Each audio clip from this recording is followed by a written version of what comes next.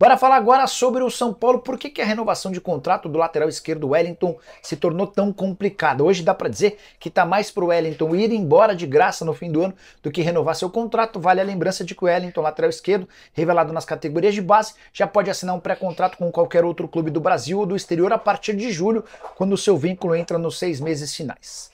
Quero contar que o salário do Wellington hoje é de R$70 mil por mês. Só que livres de impostos, sobram para ele cerca de 45 mil mensais. Ele é o titular com o menor salário do atual elenco do Tricolor. Tem em reserva, como o Rames Rodrigues, que ganha muito mais, R$1,5 milhão mensais. O Wellington exige R$600 mil por mês, entre salários, direitos de imagem e luvas. Entre as justificativas, o Wellington lembra que quase se mudou para a Rússia no ano passado. Se a negociação tivesse avançado, ele teria passado a receber esses 600 mil mensais. O São Paulo alega, depois de 2 propostas recusadas pelo Wellington, que não pode pagar ao lateral esquerdo mais do que ganham Pablo Maia e Rodrigo Nestor, que estão na casa dos 350 mil por mês, jogadores mais ou titulares há mais tempo e com mais moral dentro do clube. Já o staff do Wellington adverte que, ao contrário de Pablo Maia e Nestor, o Wellington está muito perto de poder assinar um contrato para deixar o São Paulo de graça. E diante desse risco, quanto é que o São Paulo gastaria para contratar um atleta? Com as condições, o talento e a idade do Wellington, diante desse cenário e diante do descompasso financeiro, o São Paulo oferecendo muito menos do que os 600 mil, é natural que a renovação de contrato não aconteça. Hora de trazer informação importante sobre o São Paulo, importante e exclusiva. Ao longo da semana contei para vocês que conversei com o presidente Júlio Casares e perguntei sobre a Arboleda. O Casares disse que estava tudo bem encaminhado, faltavam questões burocráticas. Nesse sábado recebi a ligação de uma pessoa próxima ao Arboleda que me afirmou que a coisa é bem distante. Então temos posições diferentes, narrativas diferentes. Do São Paulo muito animado com a renovação e de uma pessoa do staff do Arboleda assegurando que não, que a coisa está distante. E eu quero dar um pouquinho mais de detalhes para vocês. Essa pessoa com quem conversei, que pediu anonimato, chegou a dizer que de fato São Paulo e Arboleda quase acertaram a renovação do vínculo, que se encerra em 31 de dezembro, mas o São Paulo acabou recuando em uma das questões. A partir daí a coisa degringolou. Só para vocês entenderem. Hoje o Arboleda ganha R$500 mil por mês de salário. Ele quer passar a ter 800 mil por mês de salário, São Paulo concorda. O Arboleda pede $1,5 milhão de luvas, algo na casa dos R$7,5 milhões. São Paulo aceita. Esse $1,5 milhão seria redividido ao longo dos meses do contrato. O que pegou na primeira rodada de negociações foi o pagamento de uma dívida que o Arboleda tem. Já contei para vocês a respeito dessas pendências que o Arboleda tem no mercado, certo? São Paulo afirma que são cerca de R$5 milhões, o Arboleda diz que são menos do que 5 milhões. O Tricolor havia se comprometido para zerar essas dívidas. Só que quando o acordo estava prestes a ser assinado, o São Paulo voltou atrás e desistiu do pagamento dessas pendências. Diante desse cenário, o Arboleda recuou e disse que não tinha a intenção de renovar.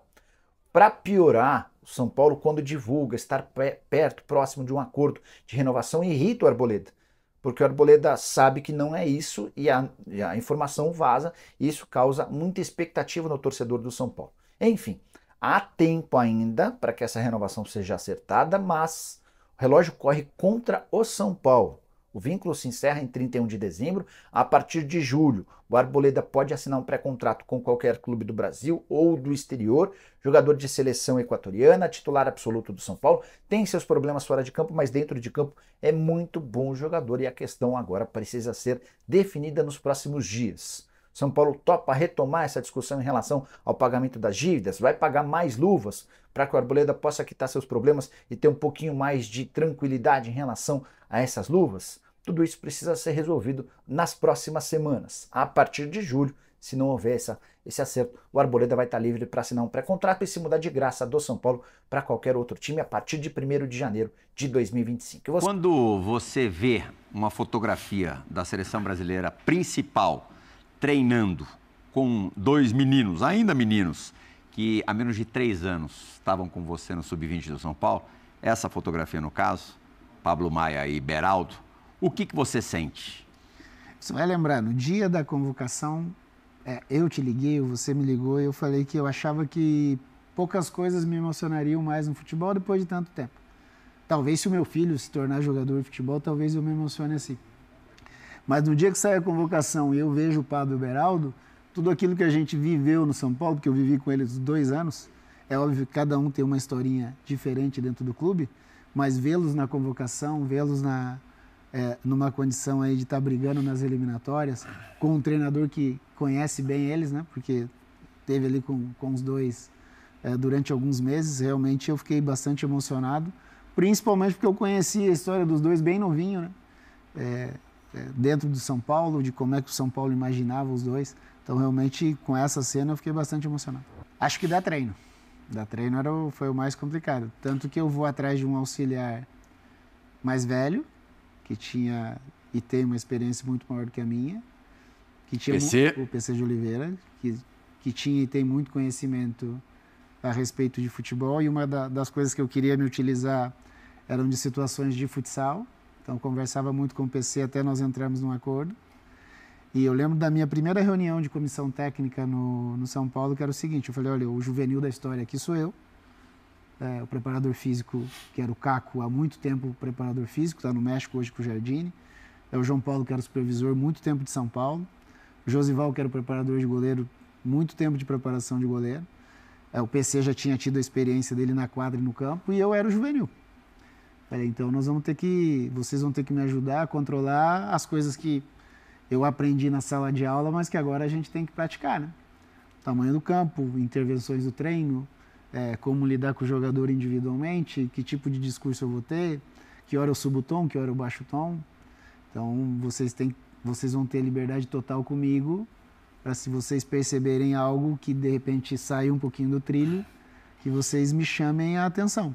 E ao mesmo tempo, o Biasotto, que era e ainda é o coordenador do São Paulo, mais o Muricy, eu falei, olha, vocês com a vivência que vocês têm, tudo aquilo que vocês estão enxergando em termos de treino, porque a minha preocupação maior era que o que eu treinasse eu pudesse levar para o jogo, porque de nada adianta treinar e não acontecer no jogo, né?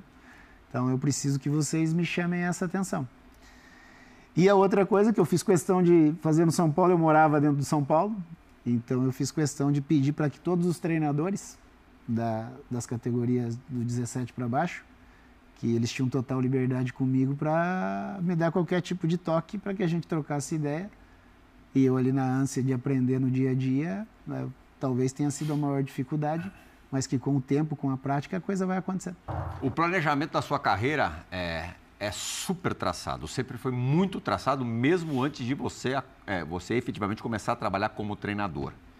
E você, desde o princípio, deixou claro que ficaria 2 anos na categoria de base. E depois alçaria voos profissionais, futebol profissional.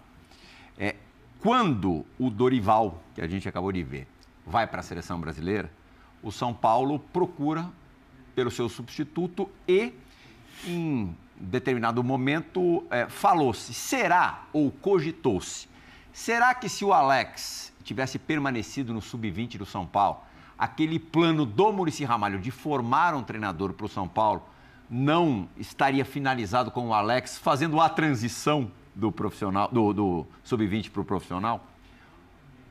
Me disseram, direção, que você teria grandes chances de ser o treinador do São Paulo, se isso tivesse acontecido. Você acredita nisso? Cara, não tenho uma posição firmada sobre, porque o que aconteceu? Eu fiz os 2 anos de contrato com o São Paulo, 21 e 22, e o ano termina na Taça São Paulo, né? Muita gente acha que o ano começa, mas não, no Sub-20 ele acaba na Taça São Paulo, a rapaziada entra de férias e recomeça. Nós encerramos o ano de 21 fazendo a final do Campeonato Brasileiro com o Internacional, o treinador era o Rogério Ceni, e começamos a montar a lista para jogar a Taça São Paulo de 22, com a participação do Rogério, porque o Rogério em algum momento poderia querer um daqueles meninos. E na lista inicial tem o Juan, é o único que o Rogério veta, porque o Juan segue para a equipe principal. E jogo a Taça São Paulo. Quando acaba a Taça São Paulo, que foi uma competição boa para todos, eu saio de férias. Na saída de férias, o Avaí me procura, o Goiás me procura, e eu falo para eles o seguinte, eu tenho um contrato com o São Paulo e eu vou cumprir, eu vou seguir o meu contrato. Me lembro disso. E não posso começar a minha carreira já quebrando um contrato, porque está aparecendo uma possibilidade de eu dirigir uma equipe principal, equipes boas, né? O Goiás e o Avaí. E quando eu retorno ao São Paulo, no mês de março de 2022, eu junto com o Biasotto, eu falo para o Biasotto, eu vou cumprir o meu contrato e a partir do final eu sigo um outro caminho. Nesse período, o presidente Casares tenta ainda fazer com que eu mudasse de ideia para que eu seguisse mais para frente com a sequência do Sub-20 para o ano de 23. E eu falo que não, que eu ia cumprir o meu contrato e ia seguir um outro caminho. E sigo.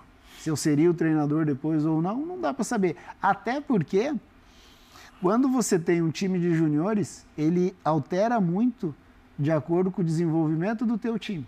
Se o teu time, quanto melhor for o teu time, mais difícil fica o teu trabalho. Porque o time de cima começa a levar os seus jogadores. Sim. Então, no segundo ano, quando eu decido que não vou seguir, no meio da temporada, essa história é maravilhosa. Toca o telefone na sala que eu trabalhava, a pessoa falou, o Muricy está aí. Falei, vamos lá ver o que o Muricy quer. Quando eu chego na sala com o Muricy, o Belletti está na sala. E o Muricy, direto como ele é, ele fala, olha, Leite, você já disse que não segue, a gente já tentou fazer com que você Belletti mudasse será de o ideia. sucessor. O Belletti vai ser o novo treinador a partir do momento que você sair. Então não se assuste se você vê o Belletti aqui dentro. Falei, não, sem problema nenhum. Sento com o Belletti, explico mais ou menos o que estava acontecendo, principalmente dessa coisa de jogador subir e descer. E falei, cara, fica à vontade. Passou bastante. O que você precisar aí, eu estou à tua disposição. Sigo o meu trabalho.